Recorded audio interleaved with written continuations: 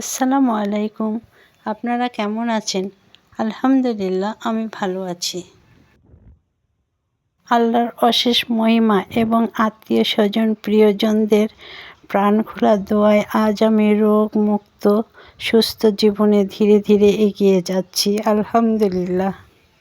গ্রামের বাড়ি থেকে পাওয়া টকটকে পাকা টমেটো যেটা সালাদ খাওয়া যাবে না, তাই তো আমি বাসায় সস বানিয়ে ফেললাম।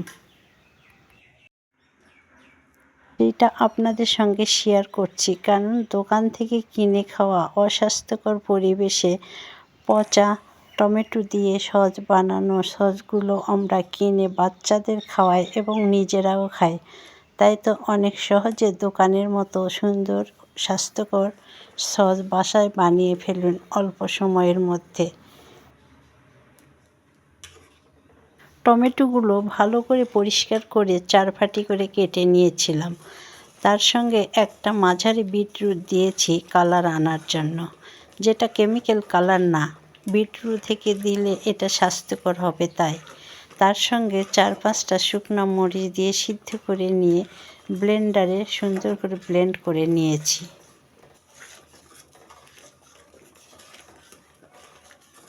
এখন কড়াইয়ে ঢেলে হাই হিটে নাড়াচাড়া করছি, অনেকটা শুকিয়ে ফেলবো। কিছুটা শুকিয়ে আসলে 2 চা চামচ কর্নফ্লাওয়ার মিশিয়ে দিব একটু ঘনত্ব আনার জন্য। পার্শ্বে চুলায় রসুন কুচি ভেজে নিচ্ছি। এখানে এই সসে রসুন কুচি আর যদি তেঁতুলের টক দেওয়া যায় অনেক টেস্ট হয়, কিন্তু আমার তেঁতুল ছিল না, তাই তো আমি এমনি বানিয়ে ফেলেছি। আর যদি আপনাদের বাসায় তেঁতুল থাকে, তেঁতুল একটু মিশিয়ে দিবেন, তাহলে টেস্টটা অনেক ভালো হবে। আমি রসুনের সঙ্গে একটু লাল মরিচ আর জিরা দিয়ে ফোড়ন দিয়েছি।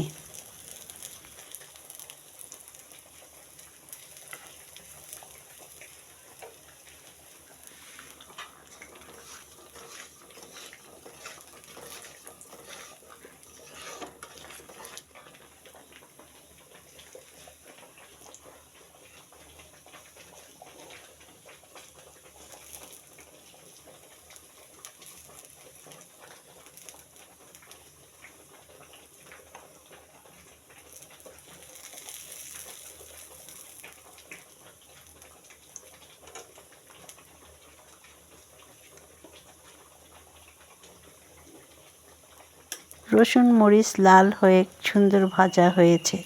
আমি এখানে হলুদ একটু মিশিয়েছি।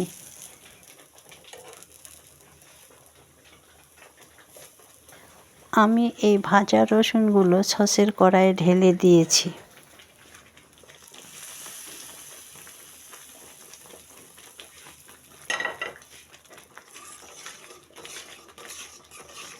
ফোড়নের পরে আমি চিনি দিয়েছি। চিনি যে যেমন মিষ্টি সসে পছন্দ করে ঠিক সেই রকমভাবেই দিবেন। আমি সসে একটু চিনি কম পছন্দ করি, টক টক রাখতে ভালোবাসি, তাই তো আমি কম করে দিয়েছি। আপনারা একটু বেশি দিতে পারেন। এর সঙ্গে এখন কর্নফ্লাওয়ার মিশিয়ে নিলাম। কর্নফ্লাওয়ার মিশিয়ে দিয়ে ঘন ঘন নাড়াচাড়া করতে হবে যেন দলা পেকে না যায়।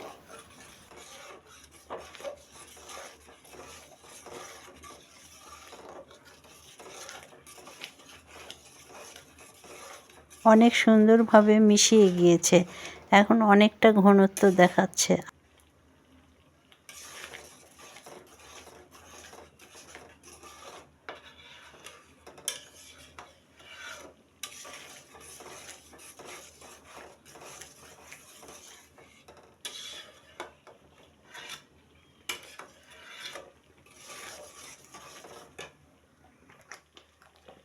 সসটা হয়েছে কি না এভাবে বাটিতে একটু নিয়ে টেস্ট করতে হবে।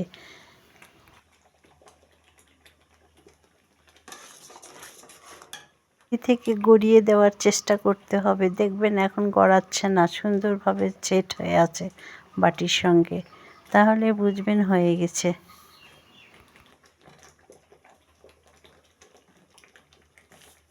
আমার সস হয়ে গেছে, সুন্দরভাবে বাটির সঙ্গে সেট খেয়েছে। এখন আমি হাফ কাপের মতো ভিনেগার ব্যবহার করব, কারণ টমেটো কিন্তু বেশি দিন ভালো থাকে না।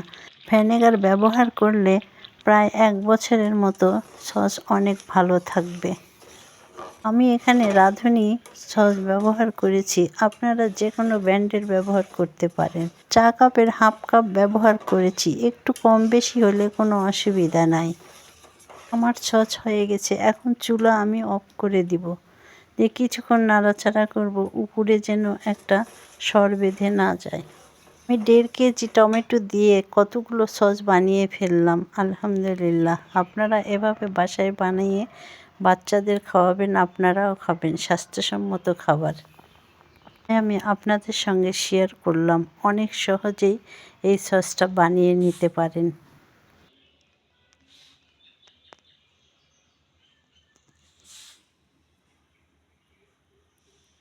সবাই ভালো থাকবেন, স্বাস্থ্যসম্মত খাবার খাবেন, সুস্থ থাকবেন। আল্লাহ হাফেজ।